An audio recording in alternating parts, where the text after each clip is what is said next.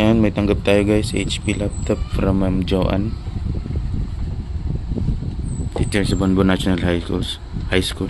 The system has detected that a cooling fan is not operating correctly. So ayan, papalitan natin siya ng fan.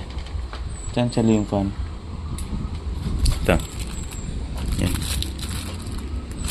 Yan. Nagbibigay ng warning ang system na sira na yung fan, kasi pag sira na ang fan, umiinit ang CPU and transfer naman CPU yung init through thermal paste sa heatsink. Kapag hindi nabuga ng fan yung init palabas, yan, mag-overheat. Automatic mamamatay ang laptop to prevent na masira. So now, yung palitan na natin. Siyasya na ko, nasa upuan ako. Yan. Tanggalin muna natin ang mga screws. Yan, shout out sa former teacher ko, si Ma'am Joanne Rognaw, sa Peter Rognaw. Yan, high school ako.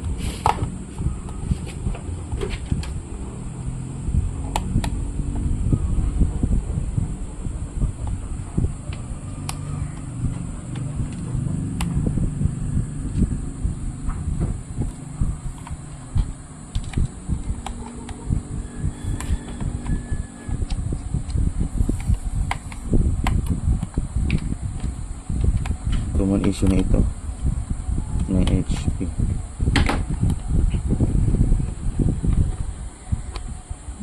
Wala naman sa dulo na. Yung gagawin nyo lang, tanggalin nyo dito. Tapos may triangle, pwede rin.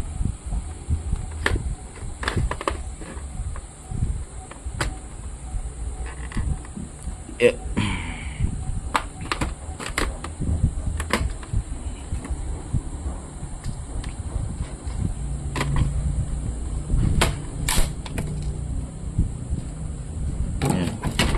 Gagawin natin, linisan natin ali yung pan. Yung pan tatanggalin na rin naman pala.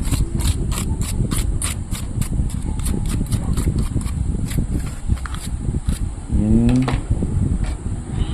So gagawin natin, first thing first, yung battery tanggalin natin para maiwasan natin magka-short bago tayo humawak sa ibang mga parts. Yung iba hindi na tatanggalin. Tapos ito yung natanggal ko.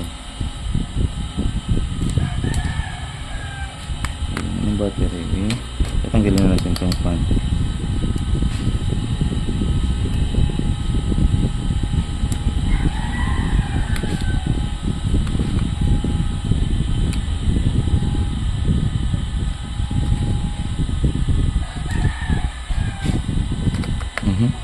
Yan na siya.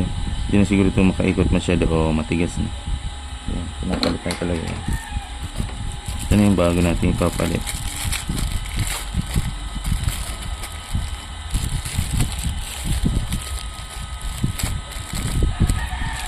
Hindi na ako masyado maka-upload sa YouTube business.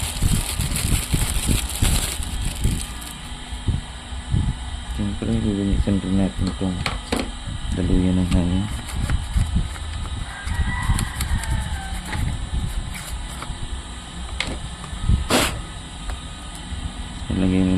Lalagay ko na ang new fan.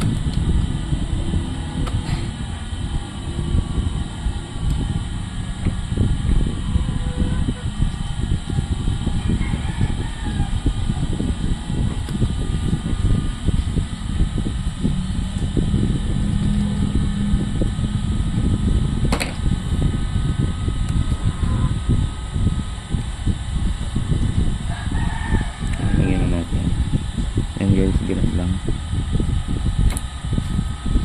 Siyempre nilagay rin natin yung battery, pero since madumi, damay na natin dilisan.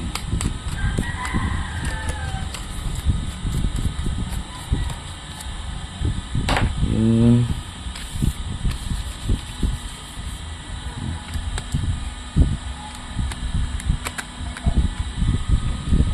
virus. Balik natin.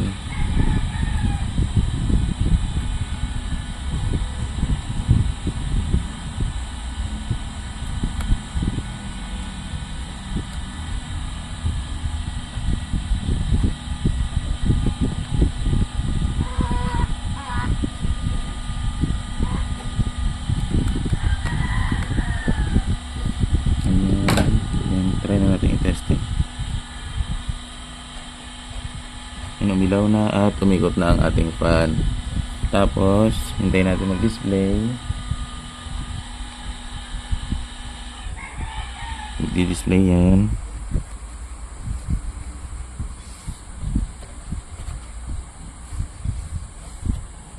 Yan, nag-display na. Sabi dito, the CMOS checksum is invalid. The CMOS will be reset to the default configuration and will be rebooted. Please check your BIOS. Yan, enter reboot system. Tinanggal kasi natin yung battery. Short configuration lang naman yan. As long as possible, ano ni? Ang importante, umikot na yung fan niya kasi ito umiinit.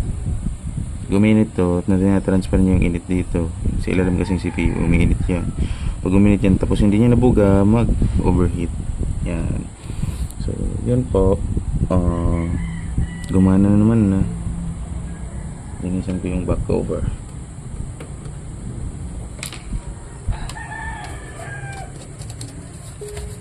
Ibabaw mo kasi na.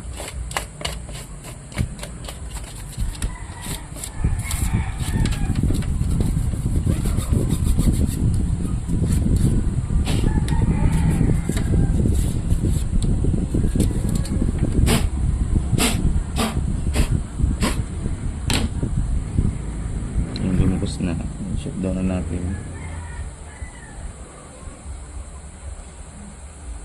Shutdown. Core i3 pala ito.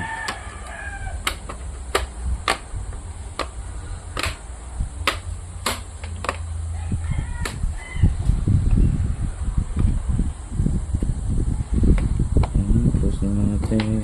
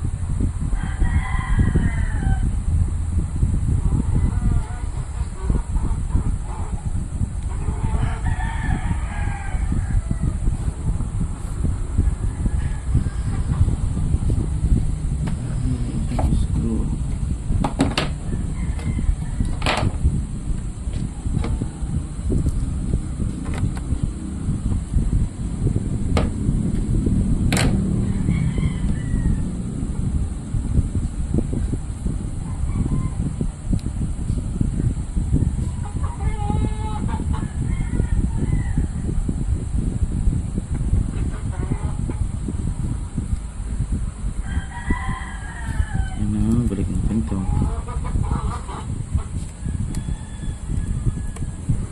Ayan, okay na.